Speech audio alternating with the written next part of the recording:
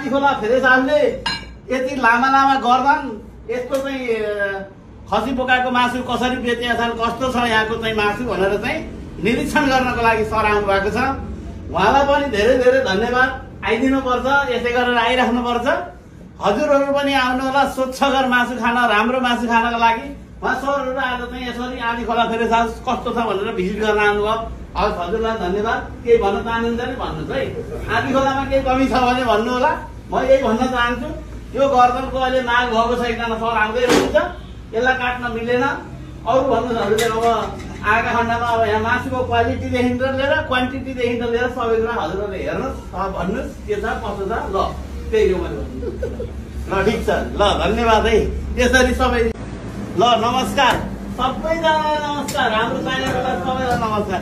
यो आँधी खोला फेरेस हाउसका स्थापित हाम्रा चाहिँ अग्रज दाई, हाम्रो दाइको दोकान नै खोलेर स्थापना गरेको आज आँधी खोला फेरेस हाउसमा यति धेरै चाहिँ सबै यति धेरै माया छ। हाम्रो दाइहरू सबैजनाले यति धेरै स्पेसली माया गरेर यहाँ एकदम नजिकै, हाम्रो यहाँ नजिकमै छ।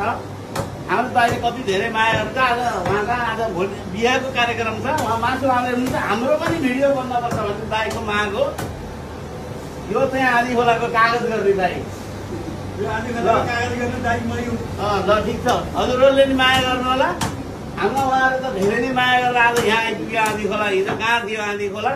ठिक छ, ल यही भन्दै म सबैले माया गर्नु होला भन्दै धन्यवाद दिन चाहे। भयो, ल नमस्कार। सरहरूलाई पनि नमस्कार है, सबैजनालाई नमस्कार। यो आँधी खोला फेरेस हाउसमा के तिलोत्तमादेखि जानकी नगरमा छ।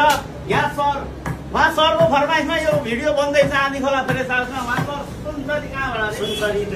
सुनसरी टरीदेखि त भिजिट गर्दै आउनुभएको थियो। आँधी खोला कस्तो छ, यहाँको मासु कस्तो छ भनेर उनीहरूसँग उहाँले 4 किलो मासु लिएर जाँदै हुन्छ। गर्दन ह्याकुला रात खाने त्यो मासु यहाँ भाइले काट्दै छन्। ठिक छ, अरू सबैजना यहाँ आउनुहोस्। हजुरलाई मन पर्दैन, धन्यवाद है त। ल नमस्कार, हजुरहरूलाई पनि नमस्कार। यो तिलोत्तमादेखि जानकी नगरमा रहेको आँधी खोला फ्रेस हाउसमा उहाँ सरहरू पोखरादेखि त भिजिट गर्दै आउनु भएको छ होइन सर? पोखराको चाउथेदेखि त आउनु भएको छ। उहाँलाई मासु चाहियो, रात खाने, गर्दन ह्याकुला सबै।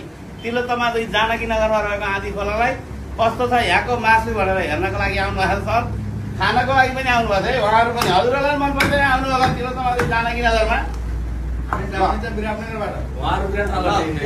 विराटनगरदेखि त ल सबै ठाउँ ठाउँबाट उहाँको अलि नजिकैबाट